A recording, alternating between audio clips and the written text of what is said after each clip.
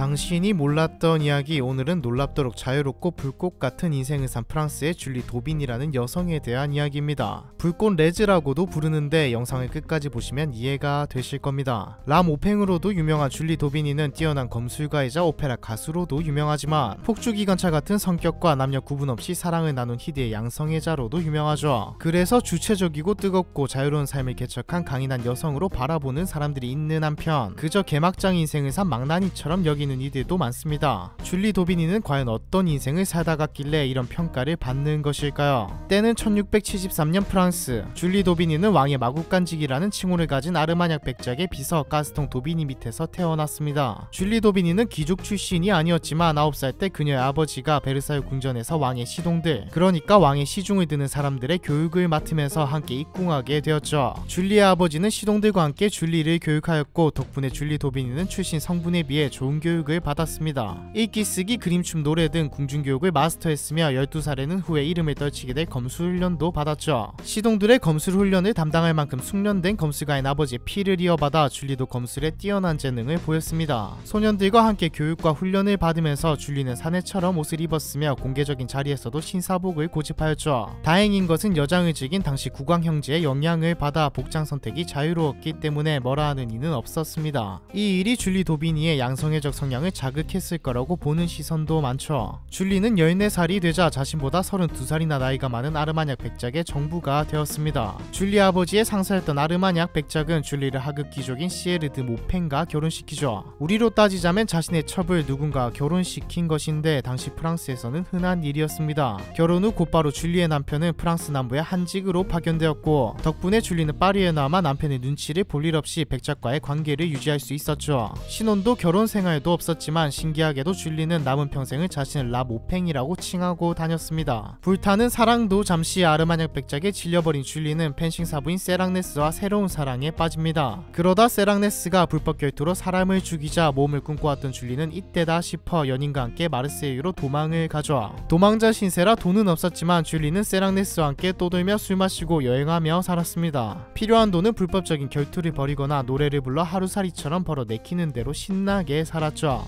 줄리는 공연을 할 때면 남장을 했으나 여자인 것을 숨기지도 않았으며 워낙 노래를 잘해서 오페라 극단에서 가수로 활동하기도 했습니다. 세랑네스와 같이 도망을 오긴 했지만 줄리는 자유로운 영혼이었죠. 세랑네스와의 사랑도 몇 달 만에 끝이 나고 줄리는 또다시 새로운 사랑을 시작합니다. 줄리의 새로운 사랑은 한 소녀였죠. 당시는 동성애에 굉장히 부정적인 시대였기 때문에 소녀의 부모는 자신의 딸이 동성애자고 심지어 상대가 남장 여자인데다가 가는 곳마다 싸움판을 벌이는 람오팽이라는 사실에 기겁을 하며 소녀를 수도원에 가두어 버립니다. 하지만 이대로 포기하면 줄리 도비니가 아니죠. 줄리는 연인을 쫓아 수도원에 들어가 최근에 죽은 수녀의 시신을 빼돌려 연인의 침대에 눕혀놓고 수도원에 불을 지릅니다. 이 일 때문에 줄리 도비니는 불꽃 레즈라고 불리죠. 소녀를 화재로 불타 죽은 것처럼 위장한 뒤 혼란을 틈타 수도원을 탈출한 둘은 3달 동안 동거를 했습니다. 하지만 결국 소녀가 부모한테 돌아가 버리면서 줄리가 저지른 일들도 발각되어 버리죠. 줄리는 납치방화절도 법정 불출석으로 기소되어 화형 판결을 받게 됩니다. 보통은 여기서 죽으면서 이야기가 끝나는데 줄리는 유유히 마르세유를 떠나 베르사유 궁전이 있는 파리로 돌아가죠. 파리로 가는 길에 줄리는 주점에서 술을 마시다가 모욕적인 말에 분노하여 어떤 남자와 결투를 벌이게 됩니다. 줄리의 검은 그 남자의 어깨를 찔렀고 다음날 줄리는 남자를 찾아가 사과를 하죠. 사과를 하며 둘은 통성명을 했는데 남자의 정체는 공작의 아들이었습니다. 줄리는 그날부터 공작의 아들과 몇 달 동안 사랑을 나누죠. 하지만 이것도 얼마 가지 않았습니다. 둘은 서로 쿨하게 친구로 남기로 하며 줄리는 파리로 돌아가죠. 파리로 돌아온 줄리는 노래를 부르며 생계를 유지합니다. 물론 사랑도 빼놓을 수 없죠. 줄리의 새로운 연인은 가브리엘이라는 오페라 가수였습니다. 가브리엘은 파리 오페라의 오디션을 준비 중이었는데 줄리에게도 오디션을 볼 것을 적극 권유하죠. 파리 오페라는 처음에는 거부했지만 줄리의 노래를 듣고 바로 그녀를 받아들입니다. 하지만 한 가지 문제가 있었죠. 줄리는 이미 사형 선고를 받은 죄인이었습니다. 줄리는 한 가지 계획을 세우죠. 당시 국왕 루이 14세는 강력한 왕권을 유지하기 위해 권력이 경쟁 상대였던 교권, 즉 교회에 대한 비판과 풍자를 지원해 주었습니다. 권력 구조나 사회 비판적이고 풍자적인 예술가 같은 인물 줄리 도비니는 그런 인물이 되고자 하죠. 머리는 확실히 비상합니다. 이걸 이용해서 사형을 면하고자 했던 줄리는 한때 연인이었던 아르마냥 백작에게 편지를 씁니다. 아르마냥 백작은 루이 14세에게 그녀가 오페라에 설 수 있게 청을 올렸고 어릴 적 궁전에서 자란 줄리를 아는 루이 14세는 흥미를 느껴 사면해주죠. 원하는 대로